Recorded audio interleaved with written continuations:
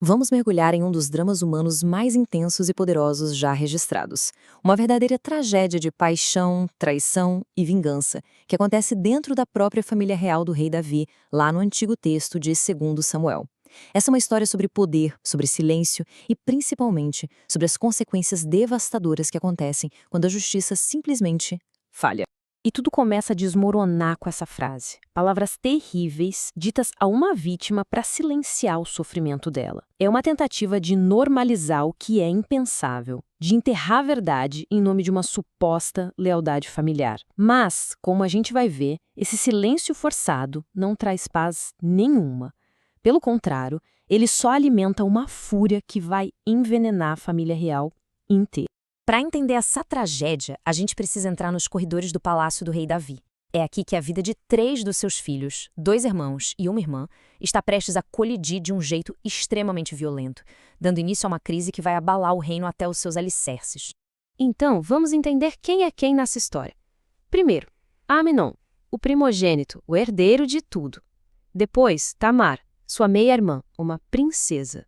E, observando tudo, Absalão, o irmão de sangue de Tamar. A engrenagem dessa tragédia começa a girar quando a admiração que Amnon sente por Tamar vira algo doentio.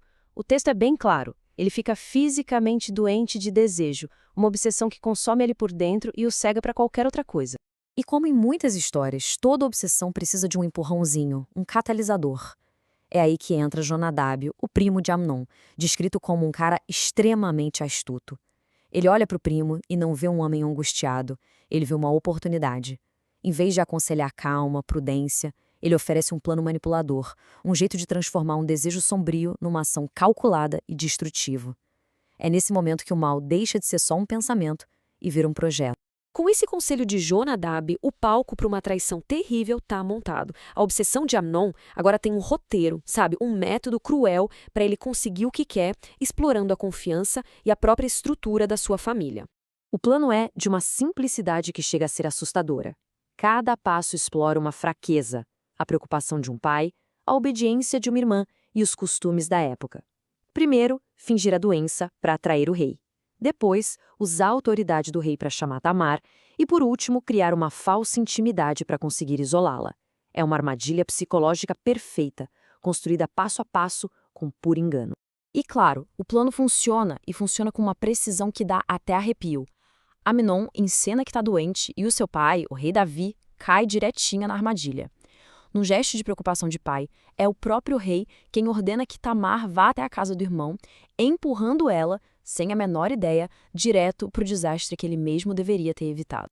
E agora a narrativa chega no seu clímax mais trágico.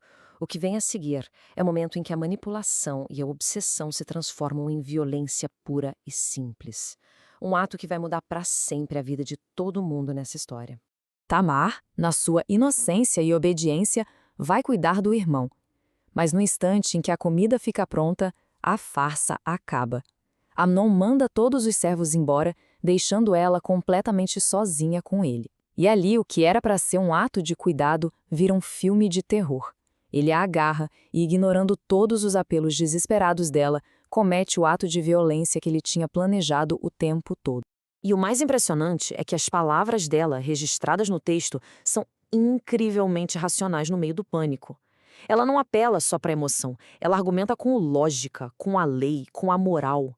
Ela avisa sobre a loucura que ele está fazendo, sobre a vergonha pública para ela e a desonra que ele vai carregar para sempre. Mas a razão dela não serve de nada contra a força bruta da obsessão dele. E aqui a história dá uma virada psicológica que é simplesmente chocante. Aquela paixão obsessiva de Amnon não só desaparece, ela se inverte. No instante seguinte ao crime, o desejo vira um ódio ainda mais forte. O texto diz que a aversão que sentiu por ela foi maior que o amor que ele lhe votara. Isso revela uma coisa muito clara. O que ele sentia nunca foi amor. Era vontade de possuir e, no fim, destruir. E esse ódio novo é tão grande, tão avassalador, que ele a expulsa como se ela fosse lixo. Levanta, vai embora. Tamar ainda tenta argumentar, dizendo com toda razão que essa expulsão pública é uma crueldade ainda maior, porque vai marcar ela para sempre. Mas Amnon não quer nem saber. Ele manda um servo jogar ela para fora e trancar a porta, selando a humilhação total dela. Daqui para frente, a história muda de foco. O crime aconteceu. E agora? O foco vai para as consequências, para a reação da família e, principalmente, para a falha da justiça. Uma falha que permite que a tragédia fique ainda mais profunda e gere mais violência.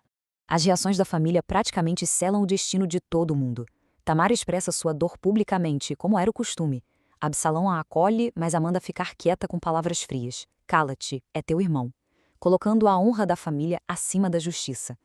O rei Davi? Ele explode de raiva, mas é uma raiva vazia. Ele não faz absolutamente nada para punir o seu herdeiro. E Absalão? Por fora, ele se cala, mas por dentro, esse silêncio vai se transformando num plano mortal. Essa linha do tempo mostra a parte mais perigosa da história, o silêncio. Pensem bem, 2 anos inteiros se passam, 2 anos de uma injustiça sem nenhuma reparação. Para Davi, foram 2 anos de inércia total. Já para Absalão, foi tempo mais do que suficiente para que o seu ódio, que estava ali guardado, virasse um plano de vingança frio e muito bem calculado. Depois de 2 longos anos de espera, Absalão finalmente vê a oportunidade perfeita para executar sua vingança. Aquele silêncio todo está prestes a ser quebrado do jeito mais explosivo possível, num ato de retribuição público e sangrento. E olha só a ironia, Absalão usa a mesmíssima tática do irmão, o engano. Ele organiza uma festa enorme, um pretexto de celebração e convida todos os príncipes. Davi até hesita em deixar Amnon ir, talvez sentindo um vago perigo no ar. Mas Absalão insiste, manipula o pai.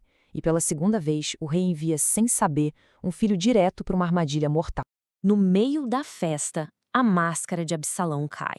A ordem que ele dá para os seus servos é brutal, clara e totalmente premeditada.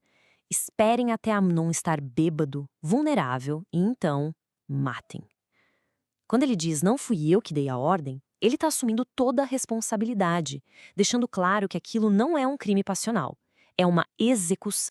E a ordem é executada. No meio do caos, a primeira notícia que chega para o rei Davi é que todos os seus filhos foram mortos. A verdade, porém, era muito mais precisa. Apenas um alvo foi eliminado. A justiça que o rei se recusou a fazer, o irmão fez com as próprias mãos, trocando a inércia da corte pela lei da espada. Os outros príncipes fogem apavorados e voltam para contar a verdade ao pai. Davi, claro, é tomado por uma dor imensa, e Absalão, o vingador, foge para o exílio, onde vai ficar por 3 anos, encerrando esse capítulo sangrento da história da sua família. Essa história tão antiga, no fim das contas, é muito mais do que um drama de família. É quase um estudo de caso sobre poder, silêncio e justiça. Ela mostra como a obsessão de um homem, a cumplicidade de outro e a inércia de um rei criaram um vácuo enorme.